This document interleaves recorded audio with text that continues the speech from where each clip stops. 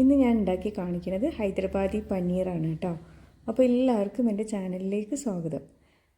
ഞാൻ ഇതിനു മുമ്പേ പനീറിൻ്റെ 2-3 റെസിപ്പിയൊക്കെ കാണിച്ചിട്ടുണ്ട്. അതിൽ നിന്നൊക്കെ വ്യത്യസ്തമായിട്ട് നല്ലൊരു ടേസ്റ്റുള്ള ഒരു കറിയാണിത് കേട്ടോ. അപ്പോൾ നമുക്കിത് ഉണ്ടാക്കി തുടങ്ങാം. ചൂടായ പാനിലേക്ക് കുറച്ച് ഓയിൽ ഒഴിക്കുക. ഏത് ഓയിലായാലും കുഴപ്പമില്ല കേട്ടോ. നമുക്ക് ആദ്യം ഈ പനീർ ഒന്ന് ഫ്രൈ ആക്കി എടുക്കണം. ഇപ്പം ഞാൻ 200 ഗ്രാം പനീർ, ആ ഒരു പാക്കറ്റ് ഫുൾ എടുത്തിട്ടുണ്ട് കേട്ടോ. അങ്ങനെ ക്യൂബ്സ് വാങ്ങിക്കാൻ കിട്ടുമല്ലോ, അതാണ്. വലിയ പീസാണെങ്കിൽ മുറിച്ചിട്ട് ഇതുപോലെ ചെറിയ സ്ക്വയർ പീസാക്കിയിട്ട് ഒന്ന് പൊരിച്ചെടുത്താൽ മതി. 2 സൈഡും ഒന്ന് ഇതുപോലെ ലൈറ്റ് ബ്രൗൺ കളറായിട്ട് പൊരിക്കുക. എന്നിട്ട് നമ്മളൊരു ബൗളിൽ കുറച്ച് വെള്ളം എടുത്ത് അടുത്ത് തന്നെ വെക്കണം കേട്ടോ. അപ്പോൾ പൊരിച്ചതൊക്കെ നമുക്ക് അതിലേക്ക് കോരിയിടാം. അത് എന്തിനാണെന്ന് വെച്ച് കഴിഞ്ഞാൽ പനീർ നല്ല സോഫ്റ്റ് ആവാൻ വേണ്ടിയിട്ടാണ് കേട്ടോ. അല്ലെങ്കിൽ നമ്മൾ പൊരിച്ചത് വെച്ച് കഴിഞ്ഞാൽ നമ്മൾ കറി വെക്കുമ്പോൾ ലാസ്റ്റാണല്ലോ പനീർ ചേർക്കുക. അപ്പോൾ അത് സോഫ്റ്റ് ആവാൻ വേണ്ടിയിട്ടാണ്. നമുക്ക് പിന്നെ അതേ എണ്ണയിൽ തന്നെ കുറച്ച് സവാള, പിന്നെ പച്ചമുളക്, ഇഞ്ചി, വെളുത്തുള്ളി ഇതൊക്കെ ഒന്ന് വഴറ്റാം. ഇതിൻ്റെയൊക്കെ അളവുകളൊക്കെ ഞാൻ ഡിസ്ക്രിപ്ഷനിൽ കൊടുക്കാം കേട്ടോ. ഇത് നന്നായി വഴറ്റിയിട്ട് ഒരു ലൈറ്റ് ബ്രൗൺ കളർ ആവണം. ഇതുപോലെ ആവണം. അപ്പോൾ നമുക്ക് ഫ്ലെയിം ഓഫ് ആക്കിയിട്ട് ഒന്ന് ചൂടാറാൻ വെക്കാം. ഇത് അരച്ചെടുക്കാനുള്ളതാണ്. പിന്നെ ഇത് മാത്രമല്ല, ഇതിൻ്റെ കൂടെ മറ്റ് ചേരുവകളും കൂടെ ഉണ്ട്. അപ്പോൾ ആദ്യം മല്ലിയിലയും പുതിനയും ചേർക്കാം. അത് കുറച്ച് കൈ നിറച്ചെടുക്കണം കേട്ടോ. നല്ല ഫ്രഷ് പുതിനയും മല്ലിയിലയും എടുക്കാൻ ശ്രദ്ധിക്കുക. ഇതൊന്നും ഇട്ടിട്ട് വെള്ളമൊന്നും ഒഴിക്കേണ്ട, ഇങ്ങനെ ആദ്യം ഒന്ന് അരച്ചെടുക്കാം.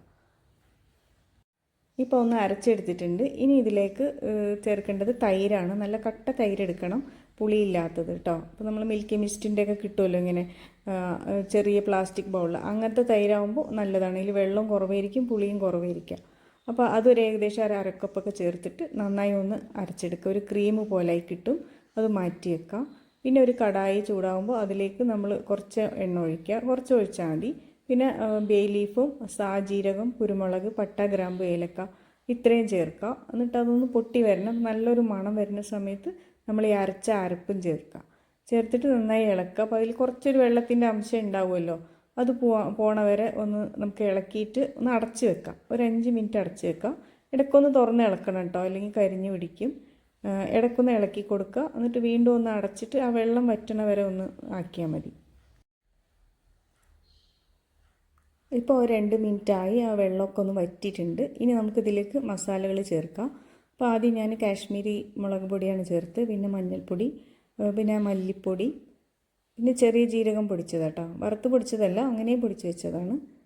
പിന്നെ കുറച്ച് കുരുമുളകും ചേർക്കുക. നമ്മളിതിൽ പച്ചമുളകും ചേർത്ത് അരച്ച് വെച്ചതാണ്. സവാളയിൽ ആദ്യം പച്ചമുളക് ചേർത്തിട്ടുണ്ടല്ലോ അരച്ച കൂട്ടിൽ.